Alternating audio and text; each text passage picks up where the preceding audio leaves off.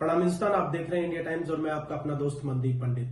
बिहार राजनीति का एक बहुत बड़ा गढ़। बिहार की राजनीति देश की राजनीति को भी प्रभावित करती है। बिहार ने बहुत बड़े बड़े राजनीतिज्ञ दिए हैं और बिहार ने एक ऐसा नेता दिया जो खुद सत्ता के शीर्ष पर नहीं बैठे, बल्कि उन्होंने पूरी सत्ता ही बदल डाली। जी हां, हम बात कर रहे हैं जयप्रकाश नारायण, जिनको जेपी भी कहा जाता है।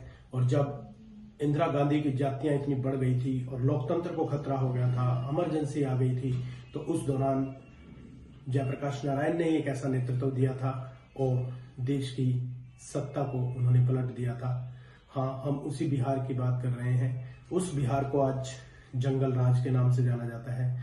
उस बिहार के अंदर आज कुशासन है। उस बिहार के अंदर आज वंचित लोग हैं। और यदि हम देखें, बिहार के जो युवक हैं वो दूसरे राज्यों पर कम पैसे में मजदूरी करने को भी मजबूर हैं। लेकिन कुछ एक बिहार का सुखद पहलू ये भी है कि वहां के युवा इतनी मेहनत करते हैं कि सिविल सर्विसेज में जो रिजल्ट्स आते हैं उसमें बिहार के युवक सबसे ज्यादा होते हैं, क्योंकि उनके सामने सिचुएशन होती है डू और डाई की, या करो या मरो। तो बिहार एक समय तक्षशिला विश्वविद्यालय होता था, जो बिहार को ज्ञान का उद्गम स्थल कहा जाता है। बिहार से ही सभ्यता जन्मी थी। लेकिन आज बिहार किस हाल में है आप देख सकते हैं।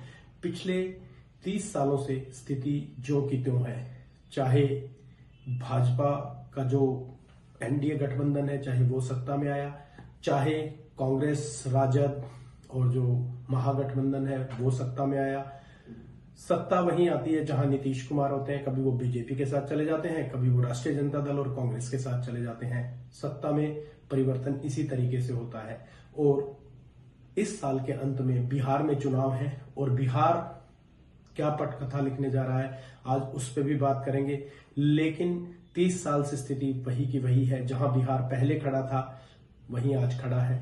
जब पहली बार जंगल राज, लालू प्रसाद यादव के जंगल राज को तोड़कर नीतीश बाबू सीएम बने थे, तो उन्हें सुशासन बाबू भी कहा जाता था। लेकिन धीरे धीरे वो भी उसी व्यवस्था का हिस्सा बन गए और उसी प्रकार से बिहार चलता रहा और वहां पर बेरोजगारी बढ़ती रही। आप अगर स्वास्थ्य सेवाओं की बात करेंगे तो न के बराबर है।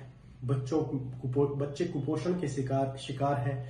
बच्चों में महामारियां फैल जाती हैं और शिक्षा का तो बुरा ही हाल है। कहीं स्कूल है तो अध्यापक नहीं है, और अध्यापक है तो बच्चे नहीं है, और किसी स्कूल में अगर बच्चे हैं तो वहां अध्यापक नहीं है, और जहां अध्यापक है वहां बच्चे नहीं है।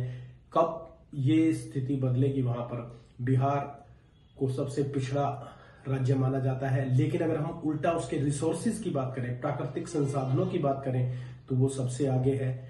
लोह अयस्क वहां पे सबसे ज्यादा है, खनिज लवण, सब चीजें, मतलब प्रकृति ने इतना वरदान दिया है बिहार को कि वहां पर भूमि भी बहुत उपजाऊ है, खेती भी बहुत अच्छी होती है।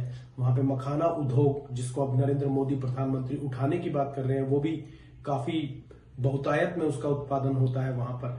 और भी बहुत सारे रिसोर्सेज हैं जो बिहार को सबसे अलग राज्य प्रस्तुत करते हैं, बिहार को एक अलग श्रेणी का राज्य बनाते हैं। लेकिन कोई भी एक आमूलचूल परिवर्तन अभी तक बिहार में नहीं आया है। उसका कारण क्या है, उस पर बात करते हैं। सबसे बड़ी बात है वहां पर जातिगत राजनीति। जी हां, वहां पर अगड़ों में और पिछड़ों में बहुत ज्यादा फर्क है।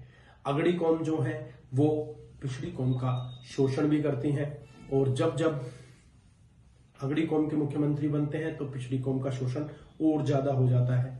लेकिन जो दलित वर्ग के लोग हैं, जो पिछड़े हैं, वो लोग कहां जाएं? जो दूसरा उनका अल्टरनेट है, या दूसरा हम यूं कहें कि जो सत्ता का दूसरा सिस्टम है, यानी हम बात करें महागठबंधन की, जिसके अंदर राष्ट्रीय जनता दल भी है, जिसके अंदर कांग्रेस भी है, वो भी उनका शोषण ही करते हैं दूसरे तरीके से, कि उनका आर्थिक उत्थान नहीं कर पाते हैं। उनको जो रिसोर्सेज मिलने चाहिए, अच्छी स्वास्थ्य सेवाएं मिलनी चाहिए, अच्छी शिक्षा मिलनी चाहिए और बेरोजगारी को दूर किया जाए, वो चीजें वो भी नहीं कर पाते हैं। तो ये क्यों हो रहा है? क्योंकि बिहार का मतदाता जाति में बटा हुआ है, धर्म में बटा हुआ है। अगर हम बात करें राष्ट्रीय जनता दल की, तो राष्ट्रीय जनता दल की राजनीति एमवाई पर टिकी है। जी हां, मुस्लिम और यादव। तो मुस्लिम और यादव उसका कोर वोट बैंक है, तो वो उसी तरह की नीति बनाता है। लेकिन नीति बनाने से कुछ नहीं होता जब तक नीति लागू नहीं होती है, जब तक उन लोगों का, आज हम यादवों की भी बात करें बिहार में, चाहे मुस्लिम्स की बात करें, वहां पर बहुत ज्यादा वो पिछड़े हुए हैं।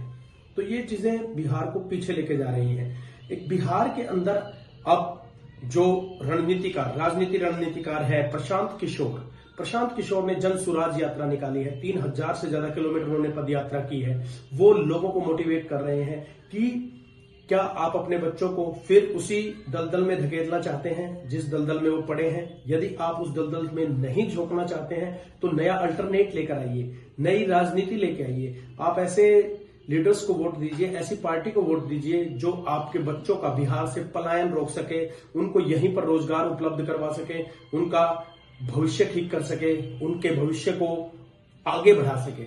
लेकिन देखने वाली बात है कि क्या प्रशांत किशोर वो चीज ला पाएंगे जो बीजेपी का गठबंधन नहीं दे पाया है और जो राष्ट्रीय जनता दल का गठबंधन नहीं दे पाया है। ये चीज अभी भविष्य के गर्भ में है। लेकिन प्रशांत किशोर दावे बड़े बड़े कर रहे हैं, लेकिन किस प्रकार से वो उस चीज को निकालेंगे, उस चीज को कैसे बनाएंगे, उनका रोड मैप क्या है, उनका विजन क्या है, वो देखने वाला होगा। लेकिन वर्ष के अंत में जो चुनाव है, उस चुनाव को अगर बिहार की जनता जाति पाति से उठकर, धर्म से उठकर अगर वोट करेगी तो डेफिनेटली बिहार का भविष्य बदल सकता है। लेकिन बदलता हुआ नजर नहीं आ रहा है, क्योंकि वहां पर वही मुद्दे फिर हावी हो जाते हैं, चाहे वो जाति के हों, चाहे वो धर्म के हों। और अब देखने वाली बात यह है कि बिहार और कितना नीचे जाएगा, या बिहार की जनता आज आने वाले चुनाव में, अब इस आने वाले चुनाव में अगर ढंग से सोच समझकर वोट करेगी